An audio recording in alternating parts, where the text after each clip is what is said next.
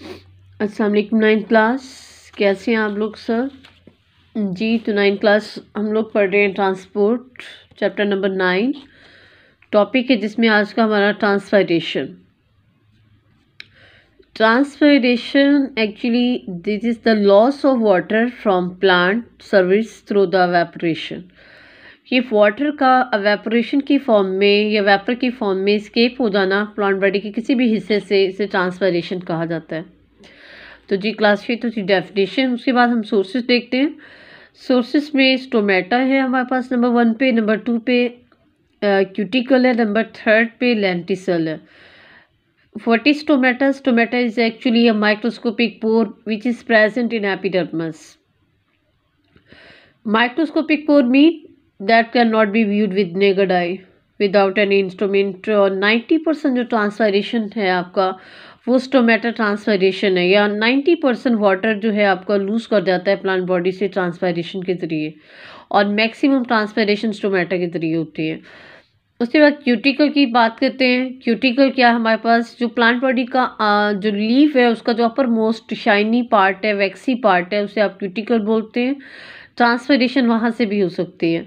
उसके बाद है लेंटिसल। एक्चुअली आपका जो स्टेम है, आपके प्लांट बॉडी का जो स्टेम पार्ट है, उसमें स्पेशल ओपनिंग होती है या डिसकॉन्टिन्यूस स्पोर होते हैं जो हेल्प आउट करते हैं ट्रांसपायरेशन में।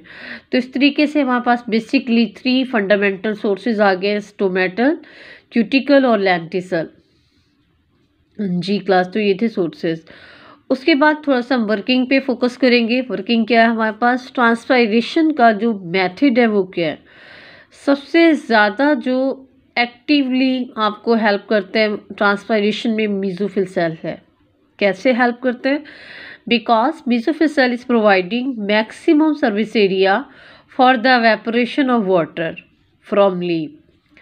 आपको ज़्यादा से ज़्यादा जगह देता है, स्पेस देता है, ताकि ज़्यादा से ज़्यादा वाटर वेपर की फॉर्म में स्केप हो सके। मेसोफिल सेल जो कि फोटोसिंथेसिस का भी एक एक्टिव साइट है, और ये जो आपका लीव है इसकी जो आपकी अपर एपिडर्मिस है, उसकी लोअर बाउंड्री पे आपको ये टाइटली पैक सेल का एक क्लस्टर नज़र आ रहा है जिसे आप मेसोफिल सेल बोलते हो। नंबर 2, मेसोफिल सेल वाटर को ड्रॉ करता है जाइलम वेसल से। वाटर ज़्यादा से ज़्यादा कहाँ मौजूद होता है? जाइलम वेसल में मौजूद होता है, जो कि एक वैस्कुलर बंडल है जो रूट से वाटर को लेता है।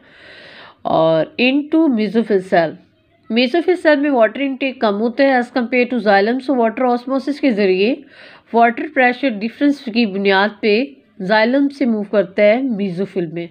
यहाँ से इसे फर्दर मूव करा दिया जाता है आउटसाइड, और वहाँ पे जाके ये एक वाटर फिल्म बना देता है on the cell wall of mesophyll cell. Mesophyll cell का जो आउटर टेक्सचर होता है वहाँ पे एक वाटर की लेयर बना देते हैं, एक थिन सी वाटर की एक लेयर बना देता है। वहाँ से ये क्या करेगा, ये थिन लेयर ऑफ वाटर जो है ये फर्दर जो है एवेपोरेट हो जाएगा into the intracellular air spaces. Leaf की जो बॉटम है या जो टॉप बॉटम है, सॉरी मिड बॉटम है, वहाँ पे आप देखोगे कि एयर स्पेसेस मौजूद होंगी, वहाँ पे ये वाटर ड्रॉ किया जाता है। वहाँ से फिर इसे पास किया जाता है स्टोमेटा की तरफ, और स्टोमेटा से ये वाटर जो है एवेपोरेट हो जाता है आउटसाइड एयर के अंदर, जो कि आगे इन्वायरमेंट में चली जाती है। मतलब ट्रांसपायरेशन का लिंक किससे? मेसोफिल सेल से। Water mesophyll cell maximum area देती है। मेसोफिल सेल वाटर को कहाँ से ड्रॉ करती है? जाइलम वेसल से। जाइलम वेसल से जो वाटर मेसोफिल सेल में आता है वो वहाँ से कहाँ चला जाता है? इंट्रासेलुलर एयर स्पेसिस में। वहाँ से स्टोमेटा में चला जाता है, और स्टोमेटा से आउटसाइड एयर के अंदर चला जाता है। आउटसाइड एयर से वाटर कहाँ चला जाता है? एनवायरनमेंट के अंदर।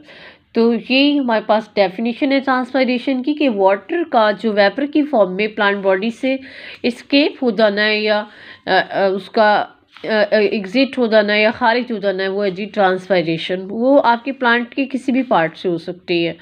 तो थोड़ा सा ज़रा डायग्रामेटिकली भी इस पर फोकस करते हैं कि ये किस तरीके से वाटर मूव करता है। लाइक सपोज ये हमारे पास एक माइक्रोस्कोपिक लीव है। आप अगर एक लीव की एनाटॉमी को देखते हैं तो उसकी टॉप पे आपको एक वैक्सी लेयर नज़र आता है जिसे आप क्यूटिकल बोलते हो, और हेल्प करती है भी ट्रांसपायरेशन में।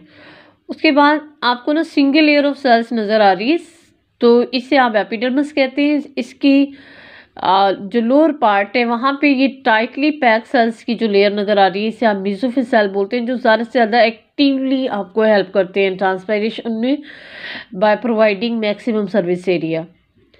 मेसोफिल सेल हमारे पास दो तरह के होते हैं। एक तो आपने ये देखा पैलिसेड, जो कि टाइटली पैक है, कोई इनमें इंटरस्पेस स्पेस नहीं है। उसके बाद ये जो लोअर पार्ट पे आपको ये नज़र आ रहे हैं, ये स्पंज टाइप हैं, स्पंजी मेसोफिल सेल्स हैं, और इनमें इंटरसेलुलर स्पेसेस भी मौजूद हैं। इन्हें आप स्पंजी बोलते हो। आपने देखा कि ये जो इसका लोअर पार्ट है, लोअर एपिडर्मिस से थोड़ा टॉप पे आप देखिए जाइलम सिलेंडर पड़ा हुआ है, जाइलम वेसल पड़ा हुआ है, जिसमें मौजूद होता है वाटर, और सबसे ज़्यादा हाई कंटेंट होता है इसका जाइलम के अंदर। यूँ समझिए वाटर का सिलेंडर है, और यहाँ से वाटर को वाटर प्रेशर डिफरेंस के बिहाफ पे ड्रॉ किया जाता है toward the intercellular air spaces. Firstly मतलब मेसोफिल सेल में आते हैं, मेसोफिल सेल से ये आ जाता है इंटरसोलर स्पेसेस, और मेसोफिल सेल की ये जो आपको ये सेल वॉल्स नज़र आ रही है, यहाँ पे एक thin layer of water film बन जाता है। यहाँ से फिर यहाँ पे वाटर इनटेक ज़्यादा होता है एज़ कम्पेयर टू यहाँ, अगर लोअर एपिडर्मिस की बात की जाए यहाँ कम होता है। फिर इसे वाटर प्रेशर डिफरेंस की बिहाफ पे इसे मूव किया जाता है टुवर्ड्स स्टोमेटा। अब स्टोमेटा में जैसे वाटर एंटर होता है तो यहाँ ये जो स्टोमा, जो एक आपका two bean guard shape cell के दरमियान में ये एक सुराख मौजूद है, यहाँ से जब एयर स्केप होती है तो उसके साथ वाटर जो हैं वो भी वेपर की फॉर्म में स्केप हो जाते हैं और एनवायरनमेंट के अंदर चले जाते हैं। अब जैसे ही स्टोमेटा के अंदर वाटर स्केप आउट हो जाता है तो यहाँ पे वाटर लेवल ड्रॉप हो जाता है, यहाँ वाटर ज़्यादा होता है, फिर वो वाटर इसकी तरफ स्टोमेटा की तरफ मूव करता है। जब यहाँ पे जो थिन लेयर ऑफ वाटर जो आपके इंटरसोलर स्पेसेस में बनी थी, यहाँ से पानी मूव होकर स्टोमेटा में आ जाता है, तो यहाँ वाटर प्रेशर डिफरेंस क्रिएट हो जाता है। सो वाटर जाइलम वेसल से ड्रॉ किया जाता है, और जब जाइलम वेसल में कम होता है फिर स्टेम के जाइलम से लिया जाता है, फिर स्टेम के जाइलम से फिर ये लीव अपना रूट के जाइलम से लिया जाता है, फिर रूट के जाइलम में कम पड़ जाए तो फिर ये सॉइल सोल्यूशन से लिया जाता है। तो इस तरीके से एक ट्रांसपायरेशन पूल क्रिएट कर देता है ट्रांसपायरेशन।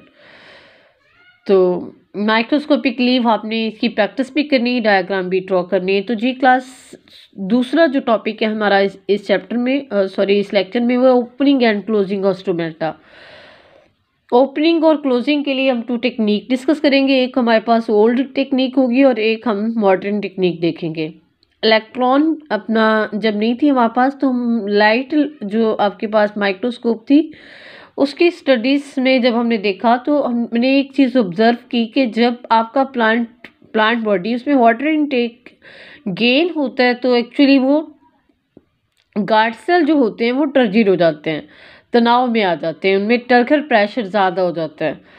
टर्गर प्रेशर क्या होता है? ये आपका इनर प्रेशर होता है जो एग्जर्ट होता है अपना सेल वॉल पे बाय वैक्यूल की जो इनर मेम्ब्रेन है वो एक प्रेशर डाल देती है, सेल वॉल की जो इंटीरियर पार्ट है वो वैक्यूल पे एक प्रेशर एग्जर्ट करती है कि फर्दर वाटर की एंट्री को रोका जाए, क्योंकि पानी जो है प्लांट बॉडी के अंदर जब दाखिल होता है तो सबसे पहले वो उसके वैक्यूल में ही दाखिल होता है। तो जब आपका वैक्यूल की जो उसकी जो कैपेसिटी वाटर को मोर फर्दर इनटेक करने की, जब वो लिमिट उसकी एक्सीड हो जाए तो वहाँ पे एक प्रेशर एग्जर्ट हो जाता है by cell wall on vacuole, तो उस प्रेशर को टर्गर प्रेशर कहते हैं।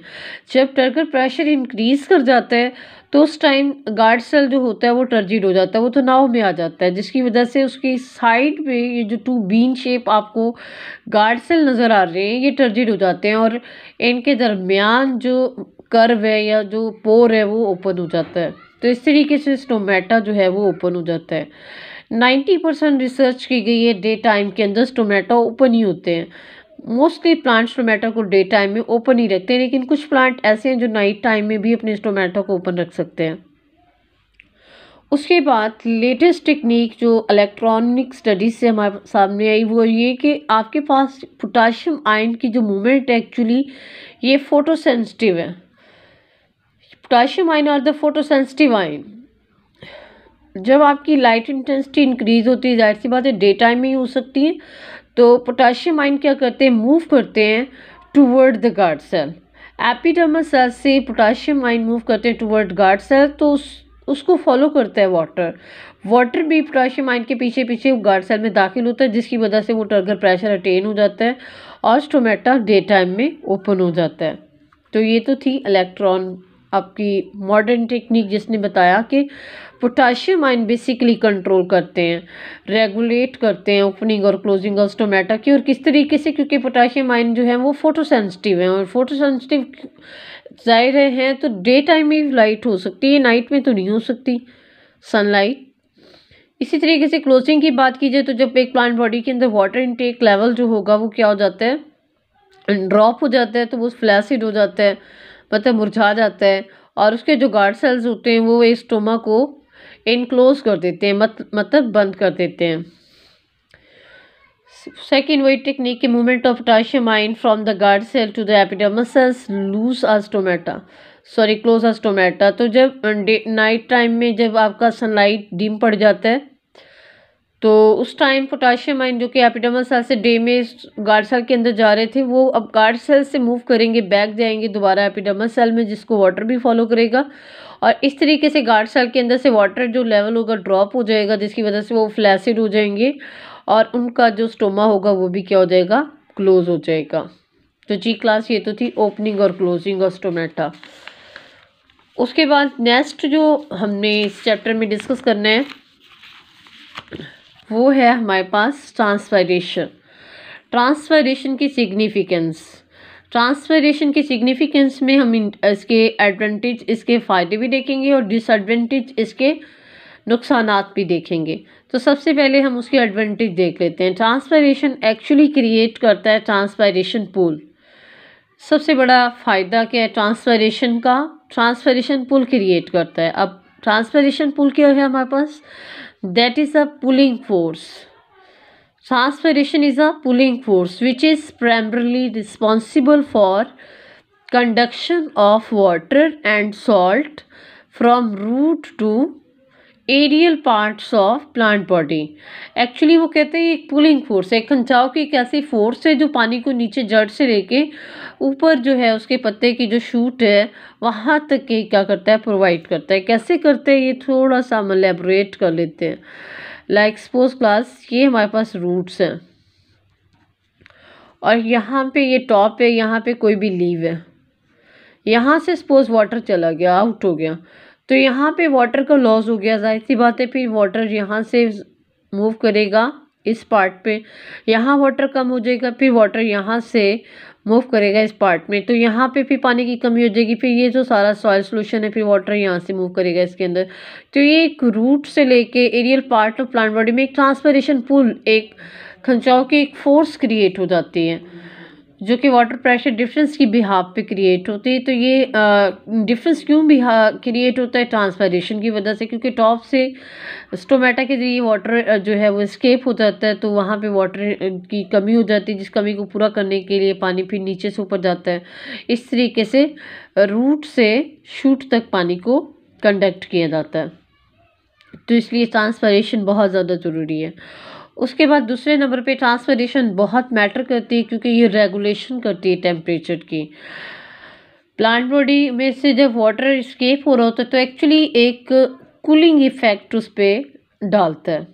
ट्रांसपरेशन प्लांट बॉडी पे एक कूलिंग इफेक्ट देती है, जिसकी वजह से उसका ये जो 25 से 30 डिग्री सेंटीग्रेड वाला जो टेम्परेचर होता है ये रेगुलेट हो जाता है।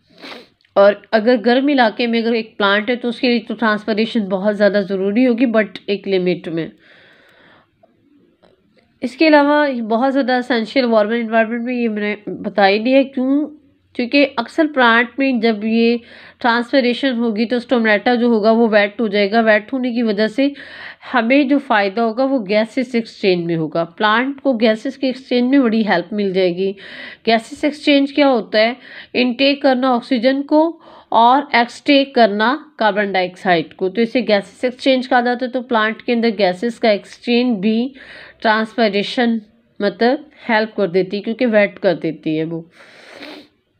और वेट जो होता है लीव पार्ट, तो उसमें से जब एयर गुजरती है तो उसमें से मौजूद जो गैसेस होती हैं उनमें डिफरेंट प्रोसेस के थ्रू एक्सचेंज हो जाता है। इसके अलावा transpiration very important role provide trigger pressure, ये प्लांट बॉडी को ट्रिगर प्रेशर मेंटेन करती है। अगर नॉन वुडी प्लांट या यंग प्लांट की बात की जाए तो वहाँ पे कोई किसी किस्म का स्केलेटन नहीं मौजूद होता, लेकिन फिर भी वो उनका सर्वाइवल कैसे होता है, ट्रिगर प्रेशर की वजह से। उसके बाद ट्रांसपरेशन हमें हेल्प करती है ग्रोथ और डेवलपमेंट। प्लांट बॉडी की जो ग्रोथ और डेवलपमेंट है वहाँ पे बहुत रोल है इसका। इसी तरीके से फोटोसिंथेसिस में भी हेल्प ही करती है ये, क्योंकि वाटर जो है वो ज़रूरी होता है जाइलम वेसल में जाना। लीफ जो है वो फैक्ट्री है फोटोसिंथेसिस की, तो वहाँ पे वाटर ट्रांसपरेशन के ज़रिए जा सकता है। तो जी क्लास, ये तो सिग्निफिकेंट आपके 5 हमने फंक्शन देखे हैं, उसके एडवांटेज देखे हैं। ट्रांसपरेशन एक ऐसा इवल है, आप एक ऐसा क्राइम समझ रहे जिसे अवॉइड भी नहीं किया जा सकता, क्योंकि उसके फ़ायदे भी नुकसान भी हैं। डिसएडवांटेज क्या है अब इसके? सबसे पहला प्रॉब्लम ड्रॉट एरिया के अंदर, जहाँ पे लॉन्ग टाइम के लिए ड्रॉट एरिया क्या कौन सा एरिया होता है? ड्रॉट पीरियड, जहाँ पे नेचुरल जो आपका रेनफॉल है वो काफ़ी हद तक ड्रॉप हो जाता है। तो ऐसे एरियाज़ के अंदर जो है बहुत प्रॉब्लम है, ट्रांसपरेशन नहीं होनी चाहिए, वहाँ पे नुकसानदेह है।